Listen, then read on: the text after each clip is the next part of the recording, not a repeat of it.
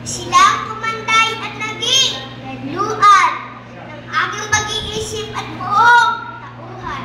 Salamat din sa bulprisa na ipamalas ko aking talino.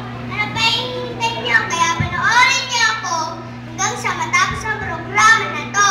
At hindi kukurang dahil niyo kayo. Thank you, candidate number 1. Let's have candidate number 2. Let's have candidate number 2.